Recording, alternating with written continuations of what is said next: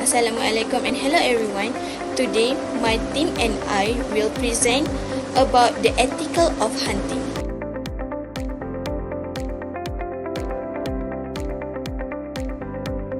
For the introduction, hunting has been a vital practice throughout human history, providing food, tools, and resources essential for survival. While modern society offers alternatives, hunting remains an important activity for many reasons. It plays a crucial role in wildlife management, controlling animal populations to prevent overgrazing and ecosystem imbalance. For some communities, it is also a deeply rooted tradition tied to culture and identity. Our presentation will explore why hunting continues to be significant, addressing its ecological, cultural, and economic contributions, while considering ethical practices that ensure sustainability and respect for nature. Now let's move to the next slide, which is factor to consider in hunting. So for the first point is regulatory compliance. Hunting regulations are also designed to protect both hunters and animals. They set limits on how many animals can be hunted, what weapon can be used, and when hunting is allowed.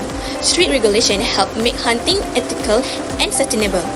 Hunters need to know and follow this law to avoid fines or penalties, and also to avoid illegal activities like poaching or hunting protected species. By following this rule, hunting can respect wildlife, support conservation, and meet ethical standards. For the next point is ethical considerations. Ethics are very important in hunting and focus on using human method. Hunters should use the right tools and technique to reduce animal suffering. Ethical hunters aim for quick and effective kills to avoid unnecessary pain or stress for the animal. They also respect the environment, avoid waste, and use as much of the animal as possible to honor its life. The right hunting equipment is essential for a successful hunt. Different tools such as weapon and gear can impact the outcome. For example, using a bow and arrow is often harder than using a rifle. Hunters need to be skilled in handling their chosen equipment to ensure success. Next is experience. Experience is another key factor in hunting success. Skilled hunters know where to find their prey, how to approach them, and how to use their equipment properly. In contrast, beginners may find it harder to locate prey or make a clean and effective kill. So for the last point is sustainability. Responsible hunting is important to prevent species from becoming endangered and to maintain ecological balance. Overhunting can cause population to decline and harm ecosystems, especially for vulnerable species. Hunters should follow sustainable quotas and hunt only species that can handle controlled harvesting without risking their survival. Sustainable hunting also means respecting seasonal restrictions so animals have time to breed and increase their population. Also, take a point in their habitat. An animal habitat is another factor that affecting hunting. Animal live in specific areas and hunters need to know their location to find their prey. Animals also adapt to their environment, making them harder to spot. For example, animals in dense forests are more difficult to see compared to those in open field. By considering sustainable and habitats, hunters can ensure their practices are responsible and have less impact on wildlife and ecosystem. Conclusion, by following this factor, hunting can respect wildlife, support conservation, and meet ethical standards. Responsible hunters help maintain natural balance and protect wildlife for future generations. Now, I will talk about the effects of hunting and its significance when practiced responsibly. Let's start with ecological balance. Hunting helps maintain ecological balance by controlling animal populations, preventing overgrazing, and supporting biodiversity. This promotes ecosystem health and ensures habitats remain sustainable. Next is healthier meat. Hunting provides healthier meat as wild game is leaner and lower in fat compared to farm animals. Additionally, it is free from antibiotics and hormones, with animals benefiting from a natural diet and active lifestyle in the wild, which contributes to better overall nutrition and quality. Now, let's look at the environmental effect. Hunting benefits the environment by controlling wildlife populations and preserving ecosystem. It protects habitats, promotes biodiversity, and funds conservation through permit revenues, ensuring ecosystem remain intact. Finally, hunting plays a role in cultural and economic aspects. It preserves cultural traditions and strengthens people's connection to nature. Economically, it generates revenue through permits and tourism, which supports local communities and conservation efforts. In conclusions, hunting is more than just an activity. When done with responsibility, it contributes to ecological balance, healthy food options, environmental conservation, and cultural and economic benefits. Next, let's move on to the steps for responsible hunting. The first step is adhering to hunting seasons, which are set by local regulations to ensure the sustainability of animal populations. These seasons take into account factors such as weather patterns, breeding cycles, and population control. During close seasons, hunting is strictly prohibited to allow animals to reproduce and maintain healthy populations.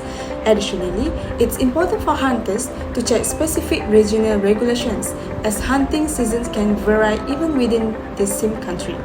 The second step is supporting conservation efforts by actively participating in wildlife management programs. Many organizations run initiatives designed to manage hunting quotas and restore natural habitats. Hunters can contribute to these efforts through donations or volunteering, ensuring that their actions help preserve biodiversity and the environment. Next is promote sustainable hunting practices that prioritize the preservation of wildlife populations and ecosystems. This involves hunting in a way that supports wildlife conservation by targeting only species that are abundant enough to sustain their populations. Overhunting can have devastating effects, leading to population declines and negatively impacting biodiversity. Additionally, hunters must respect habitats by avoiding sensitive ecosystem, nesting areas, and breeding grounds. By avoiding interference in these critical spaces, hunters can help maintain ecological balance and protect the environment. Furthermore, sustainable hunting can actively benefit ecosystem in specific circumstances, such as controlling invasive species that disrupt native populations and natural orders. So I'm gonna explain about the statistic data of hunting each year. So the graph displays the number of animals shot in head from various species over the years of 2003 to 2023. Each line represents a different type of game animal, including a roe deer, wild boar, red deer, European hare, fallow deer, and mouflon. Here is a breakdown. So for the first white boar, red line, this species shows a significant increase in the number of animals shot over time, peaking around 2023 with the highest value approximately 2,400k.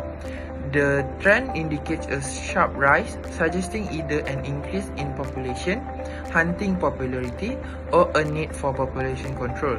So for the second one, roe deer, blue line, the number of roe deer shot remains relatively stable with a slight increase over the years. This indicates a more consistent hunting rate or population.